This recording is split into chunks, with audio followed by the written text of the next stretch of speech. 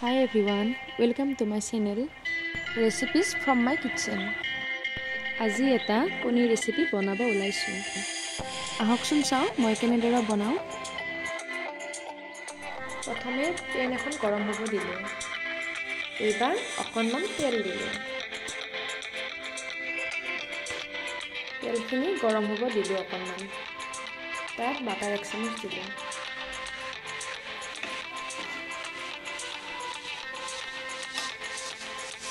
এইবাৰ তাত 2টা পিয়াজ দিলো।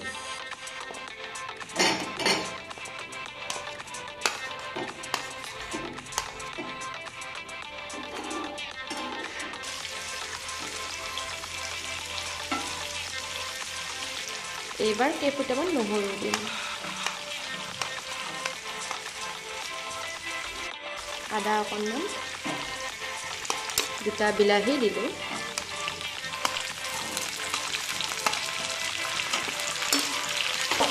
এইখিনি অলপ ভাজি লম। ইয়াত কেইটামান কাজু দিলো আৰু ভালদৰে গোটেইখিনি ভাজি লম। সোৱাদ অনুসৰি নিমখ দিলো। প্ৰয়োজন অনুসৰি হালধি দিলো। 2টা লং আৰু 2টা ইলাচি দিলো। এইখিনি ভালদৰে ভাজি লম। ৰঙৰ কাৰণে অকণমান কাশ্মীৰী মিৰ্চ দিলো।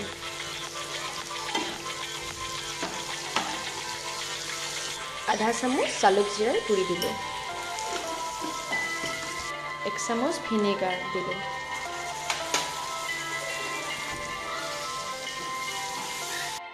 এইখিনি অকণমান ঠাণ্ডা হ'ব দি ভালদৰে পেষ্ট কৰি লম।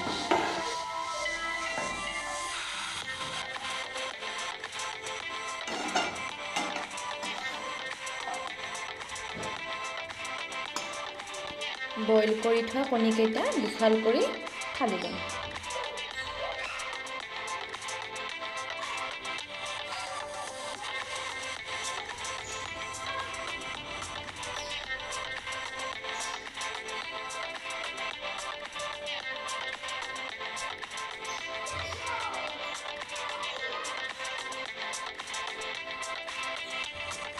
এতিয়া এইখিনি অলপ ফ্ৰাই কৰি লম।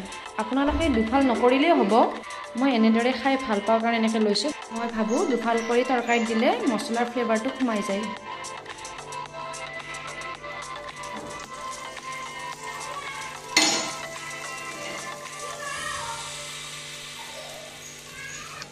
এনেদৰে ফ্ৰাই কৰি লম ভালকৈ।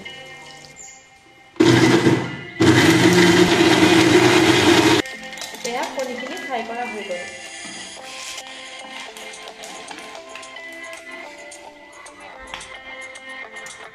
এইবাৰ কেপচিকাম আৰু মটৰখিনি অলপ ভাজি লম।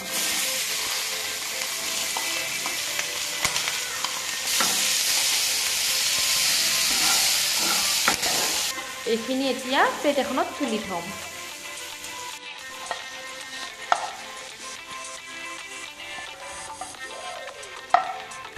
একেখন পেনতে পেষ্টখিনি ভাজি লম ভালদৰে।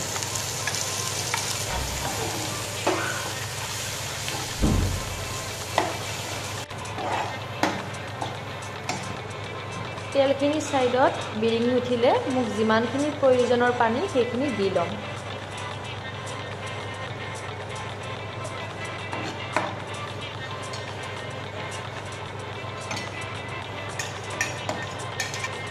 আপোনালোকৰ যিমানখিনি প্ৰয়োজন হয় পানীৰ সেইখিনি আপোনালোকে দি ল'ব।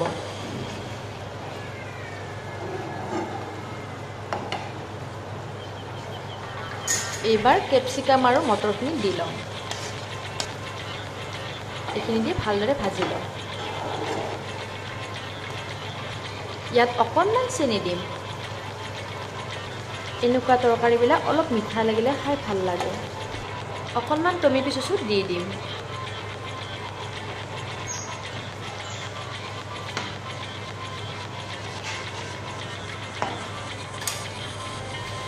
এতিয়া ইয়াত কণীখিনি দি অলপ উতলিব দিম।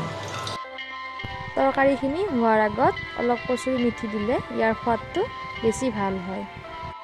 মোৰ ওচৰত নাই বাবে মোৰ দিয়া নহ'ল। কম জুইত এতিয়া অলপ সময় উতলি থাকিব দিম। তাৰপিছত আমাৰ হৈ যাব আৰু। মই এই পনীৰ তৰকাৰীৰ লগত খাবলৈ পুৰি বনাই লৈছোঁ।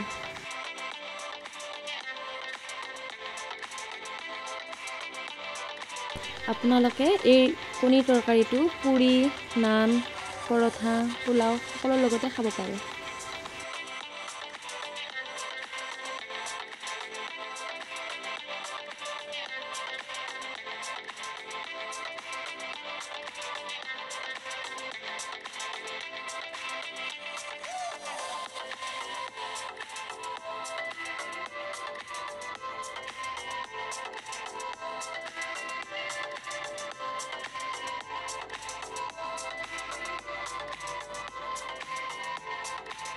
এয়া পনীৰ তৰকাৰী ৰেডি হৈ গ'ল।